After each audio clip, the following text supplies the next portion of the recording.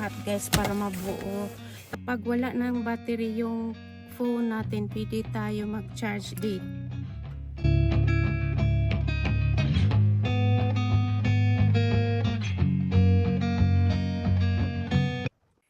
Hello mga guys, kumusta na ang tanan? Ito guys, i-share lang na ko ang aking paghanda sa mga gamit sa hiking. Ito yung kadalasan kong ginagamit guys. Una, ang i-share ko sa inyo ang number 1 na ihahanda natin yung pagkain. Ito yung lagi kong dinadala sa hiking or pag-camping. Kasi pag hindi tayo nakapagluto guys, kasi pag nasa probinsya tayo, wala nang mga convenience store, wala nang supermarket, so kailangan meron tayong ganito. Ito yung pinaka-paborito ko, yung salmon risotto, salmon with cheese risotto. Ito yung lagi kong dinadala guys, kasi lagyan lang siya ng hot water, within 3 minutes pwede na natin kainin. Ito may iba-iba na siyang klase guys. Merong omi shiso, meron ding corn fried rice, tsaka meron ding ano guys, kung sinong may gusto ng mga spaghetti, meron din siyang peperoncino.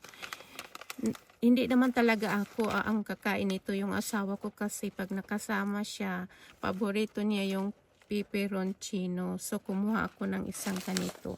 At saka yung mga ano nito guys, expiration, matagal. Ito siya yung nabili ko. Matagal na to siya, naging stock sa backpack ko guys. 2028 hanggang 2028 April pa siya ma-expire. Kaya mas maganda yung mag-stock nito. Tsaka itong ano guys, itong salmon cheese risotto, ito laging, kahit saan ako nagpunta, ito ang laging nauubos. At ang ginamit ko naman sa paglutuan guys, itong Primus. Maliit lang siya. Ito ang ginawa kong paglutuan ko sa mga ulam. Pag nasa hiking tayo, lagi tayong nag-iinit ng tubig. Ganun lang siya. Tapos, ganon. Ganito siya guys. Matagal na to sa akin. Mga almost 5 years na yata. Tsaka ito yung gas tank niya. Kahit saan tayo makapunta ng mga supermarket, makabili tayo ng mga ganito guys. Yung lalagyan ko ng tubig guys, ganito siya. Tapos may extra akong 2 liter na lalagyan ng tubig na ilagay lang natin sa backpack. Ito guys, 2 liter siya. Ano siya, silicone. Madali lang siya linisan. Tapos pwede natin siya i-fold pag marami tayong bagahe. So kailangan natin siya paliitin.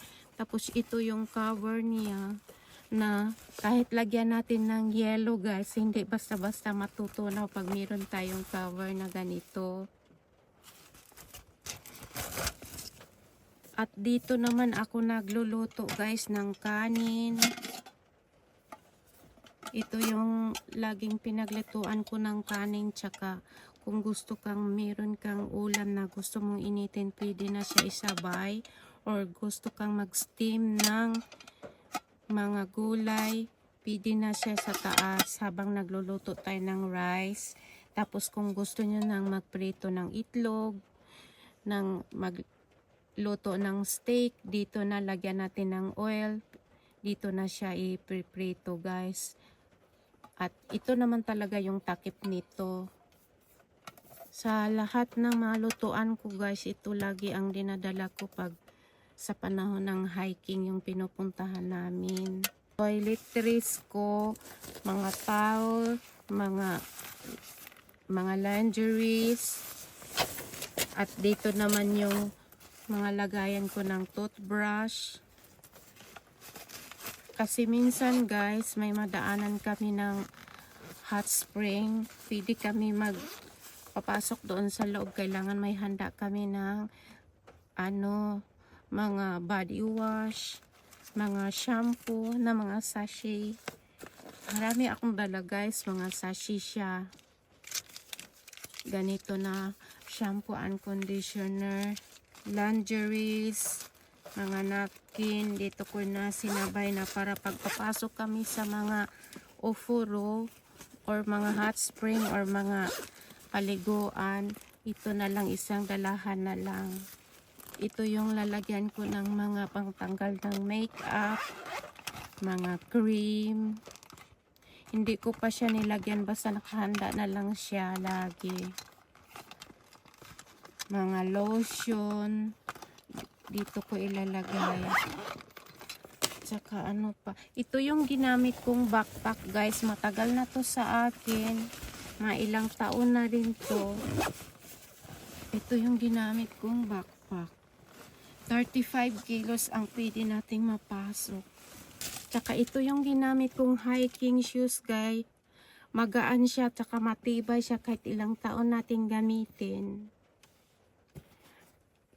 Kahit malayo-layo yung lakad natin, hindi masakit yung paa niya kasi grabe ang cushion nito sa loob guys.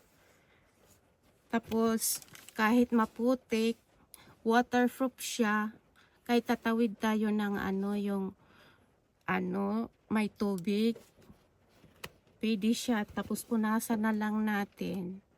Tsaka yung ginamit kong tent, maganda siya kasi madali lang siyang itayo. One pole lang siya, tapos may 6 na pig, ay 10 yata yun.